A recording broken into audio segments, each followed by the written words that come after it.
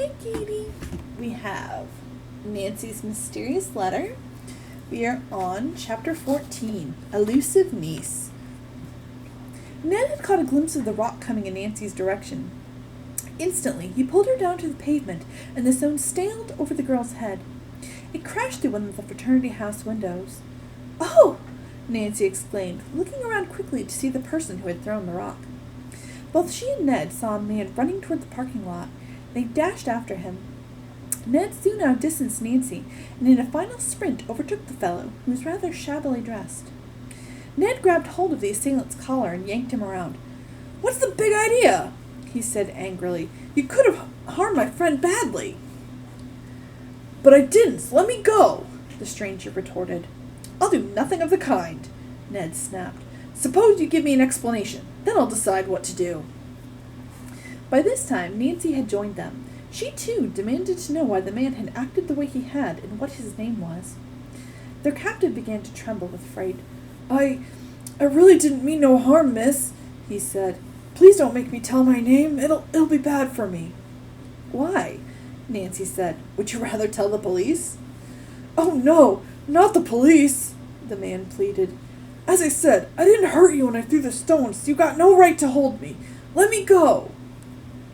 Nancy and Ned looked at each other. Legally, the man was right. He could insist that he had not intended to hit Nancy or the window with the stone. "You should pay for repairing the window," Nancy said. "I ain't got no money." In that case, I guess the police will have to decide what to do," Ned told him. "Please, mister, don't do that. I'll tell you my name. It's Otto Bush. I'm just a no-good guy in this town. I'll tell you the whole story. A smooth-looking guy came up to me down in the village and asked me if I'd like to earn some money." "Yes?" Nancy prodded the man as he paused. "Well, he gave me a few dollars to do a job. He showed me a picture of you, miss, and said when you come home tonight, here at this house, I was to throw a big-sized rock at you and scare you." "Scare me about what?" Nancy queried, staring hard at Otto Bush. The man shrugged. "I don't know.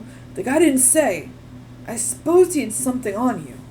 Bush stopped speaking. "Is that all?" Ned asked. "Yeah. Can I go now?" Nancy asked for a description of the man, and was sure he was Edgar Nixon. He must be getting desperate to try such a villainous method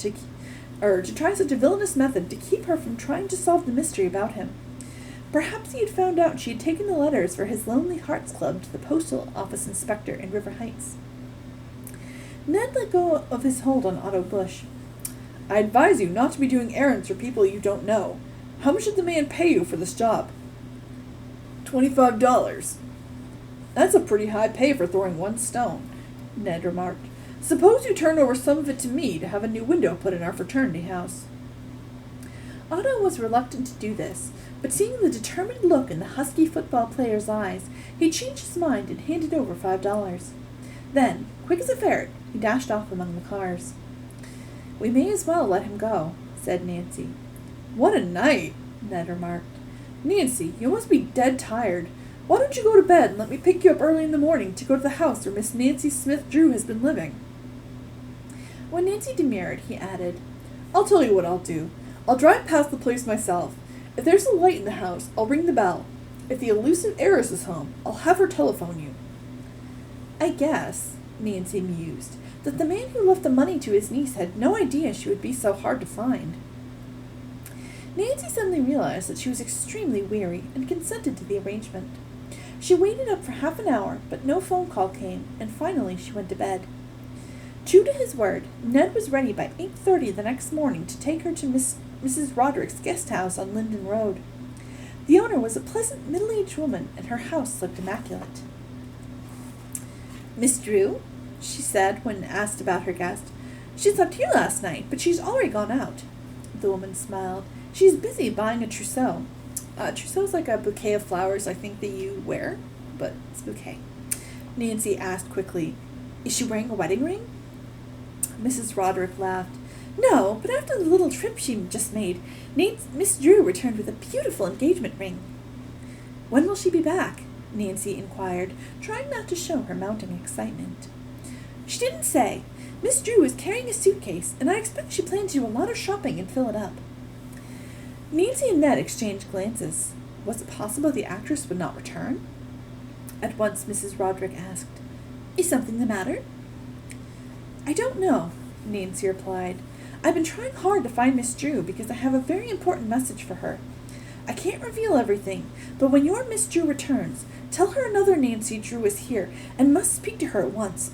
Above all, she mustn't get married until I talk to her." Mrs. Roderick started in surprise. "You mean there's something the matter with the man she's going to marry?" Nancy said she preferred not to say anything more. "But, Mrs. Roderick, please be sure to have Miss Drew get in touch with me at the Omega Chi Epsilon house." The woman stared in bafflement. "I assure you Miss Drew is a lovely person.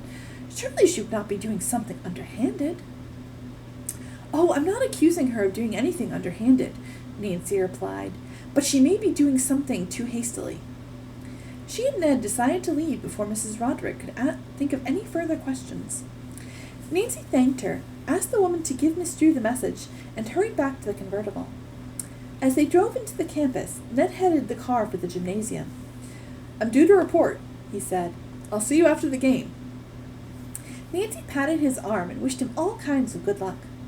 "I'll be rooting for you at the top of my lungs," she added as he grinned and got out of the car. She slid over to the driver's seat and turned in the direction of the fraternity house. Suddenly, Nancy had a hunch and took a road that led to the town hall. She rushed inside and up to the marriage license bureau.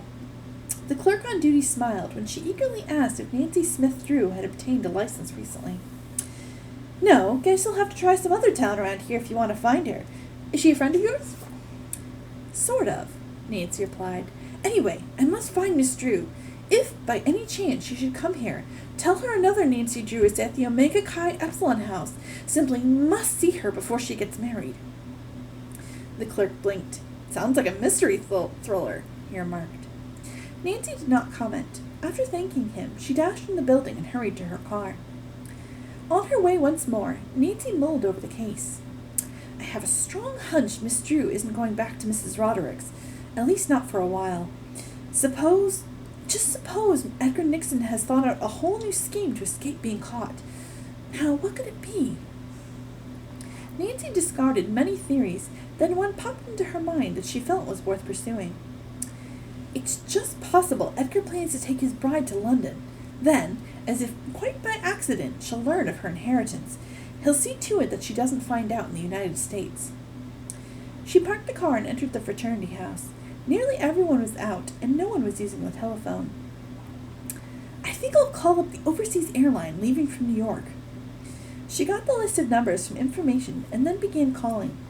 Between long waits, due either to busy lines, or the reservation clerks having to look up the information, half an hour went by with no luck. "Well, here goes for the last one," Nancy sighed as she dialed the number. In a few minutes, a pleasant voice answered. Nancy put in the same question. "Have you a reservation for today for someone, or someday soon for a Mr. and Mrs. Edgar Nixon, or Mr. Nixon and Miss Nancy Drew Smith?" "Just a minute." The reservations girl came back on the wire. "Hello?" "Yes, they leave on—" The connection was suddenly cut off. Uh-oh. Wonder why.